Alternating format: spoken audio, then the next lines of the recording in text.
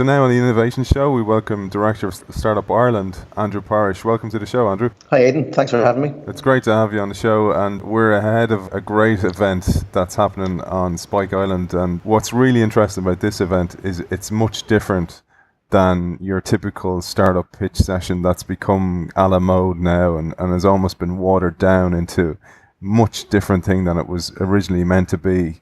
And can you tell us what the difference with this event is and the details of it, please? Sure. Well, I think it's probably important to say that this event is happening in the context of a much bigger thing, which is the Global Startup Nations Summit, which is coming to Ireland, coming to Cork. And in fact, it's the first time in its history that it's been in Europe.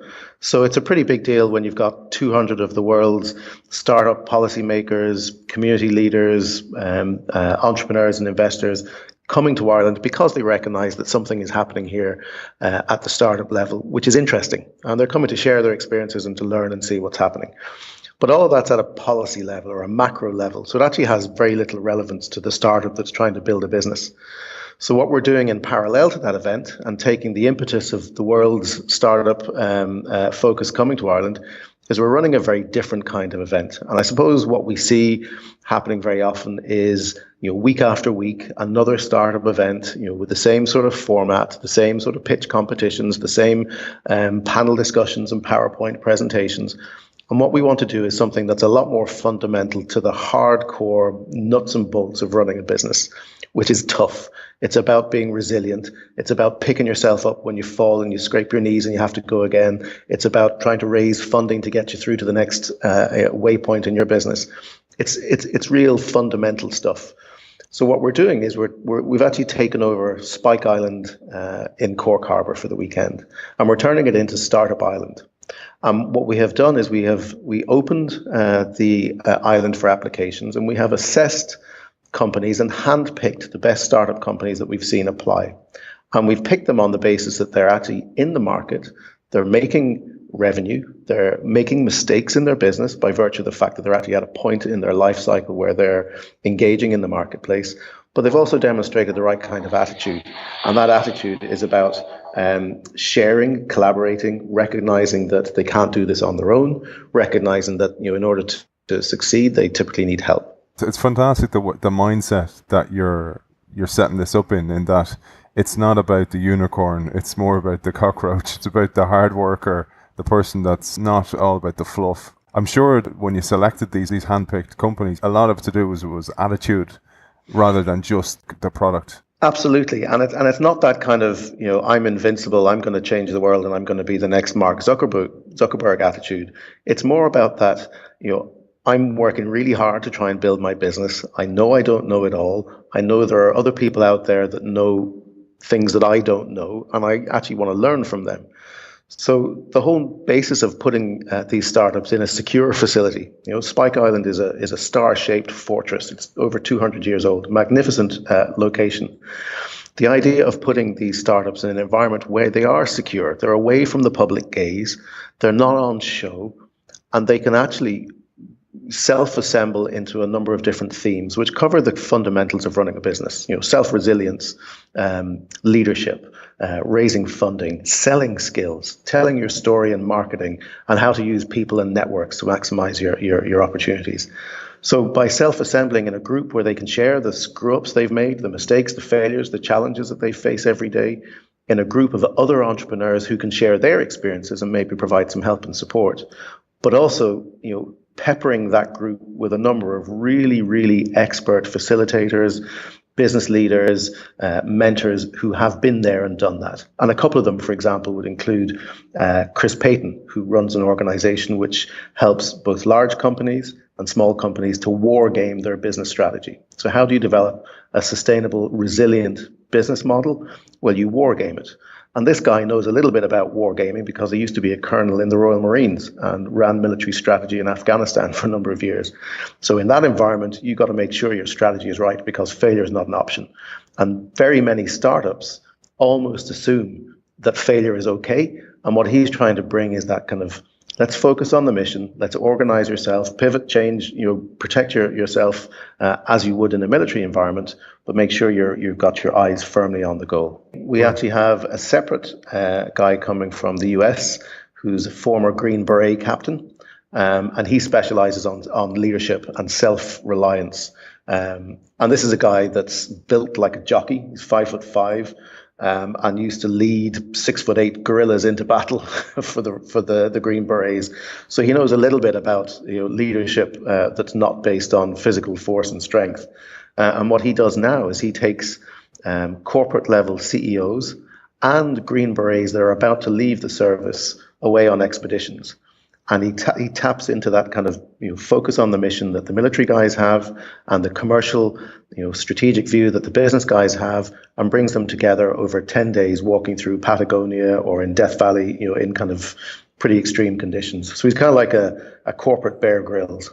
That's brilliant. The startups are getting such amazing experience here that any company that's been disrupted today, because we're all being disrupted, would do really, really well to get this experience and to get all that outside-in experience. And this has all been facilitated by Startup Ireland. Sure. So Startup Ireland is an organisation which is philanthropically funded. It's a community-based initiative. We want to act as a voice for startups. And really it's about, and Startup Ireland is fundamentally staffed, and the volunteers involved are all business people. So they understand what it takes to build a business. Where I think maybe if to your point around the kind of companies that should or could come to the island over the next couple of days, we've called it Startup Island, but in truth, it's more about Scale Up Island. And in fact, we are looking at next year kind of changing this, so we do bring it to a higher level potentially, and have different levels of companies coming. Because as you say, the kind of tools and techniques that you learn in terms of leadership, resilience, wargaming your strategy, they apply to any business. And I think maybe this is to the point that a lot of people who work in kind of the startup sector, for want of a better phrase, kind of treat startups like, junior businesses, or, when they grow up, they'll be a business. But the truth of it is, most startup CEOs and founders are smart people that are building a business. They happen to be called startups, but it's still a business. And we've got to treat them like business people and stop treating them like, children, playing in the kindergarten. I always tip my cap to the bravery of startups, because so much sacrifice involved, and a mindset of, jumping off the cliff and building a plane on the way down, and the sacrifice of so many startups that I've met. People have remortgaged their home and really burnt the boats to actually go to battle and start something new, while, sitting in a corporate job, while it is valid and all that, is a much safer place to be. It's always a much safer place to be. And I think, what was interesting over the last number of years in Ireland, where we went through kind of the financial crisis, is people that were sitting in those comfortable jobs got let go. They were working in big companies that downsized and found themselves in a situation where they didn't have that safety net anymore and didn't have another job to go into. So interestingly, a lot of those, or some of those, through no choice of their own, became self-employed and became entrepreneurial. So you're seeing, I think, a new class of entrepreneurs who are a bit older, maybe have a bit more responsibility in terms of family and mortgage, etc., that are now starting businesses and working hard to scale them. But they're doing that with a much greater sense of the existential threat that goes with being a startup. Because if you're straight out of college, don't have a mortgage, don't have a wife, don't have kids, it's kind of relatively easy to go into a startup, and you might get 50 grand from an accelerator, and that keeps you in noodles and beer for the first year, and you can build your business model. If you're 38, mortgage, kids, your sense of risk is much more acute. So you will think really hard, and you'll put a lot more diligence into your startup plan, because you don't want it to fall over. And that's, those are the kind of people that we're seeing come to this island, who really want the skill set that comes from business people that have been around the block a couple of times. Chris is one. We've Brian Caulfield from Draper Esprit, probably the most successful venture capital investor in the country. The practical stories that Brian has seen from companies like Movidius, from DataHug, companies that he's built and scaled himself, they're real world stories. So those are the kind of things that founders need to hear more of. It's the golden handcuffs, and you called it out there for someone like me as well. Like the risks are huge, so failure is not an option. And this work that you're doing and the team of experienced leaders coming in to teach is of massive value to any startups there. And I love the idea of getting the whole crew away from the public. It's not for show. You're not doing this for show. You're doing this purely to give as much attention and focus. And I'd love if you actually got everybody to turn off their phones, Andrew, as well, because that's the real challenge, is getting away from the email and all the different WhatsApps and everything. And in fact, Spike Island as a location is just magnificent, and I actually totally recommend it for anybody to go for on a Sunday afternoon to have a look around. It's an amazing place. I was almost disappointed when we got out there and found we had a full 4G signal and there was free Wi-Fi on the island. But you're right. Providing a kind of a protected place where we can have those open conversations, I think, is really important. But I wouldn't overemphasize the risk for an entrepreneur. Entrepreneurs go into these businesses, yes, because it's risky, but that's not the motivation. The motivation is typically to go in and fix something that they see as broken, or to build on an opportunity that they've spotted. And they're motivated about creating something wonderful, hiring a great team, and making some money in the process. People, I think, that start off a business and say, yeah, I just want to exit in 3 years and make loads of money, they're typically the ones that don't succeed. The founders that actually accept that there is risk involved, but just put it to one side because they're motivated by what's the opportunity, what's the problem I'm solving, what's the customer that's saying, God, if you could only do that, I'd buy it from you. They're the real business leaders of the future. The people that want to make something great. And typically that takes blood, sweat and tears and a lot of pain along the way. But that's fine because ultimately the rewards come. And the rewards are not just financial. Yeah, absolutely. They're changing the world. They're making an impact, which is, it's something that I thought about, Andrew, recently is, there's a lot of talk about millennials and the fact that they're jumping from job to job. But I actually think there's something deeper at play here, that actually people are looking for meaning from the company they work for.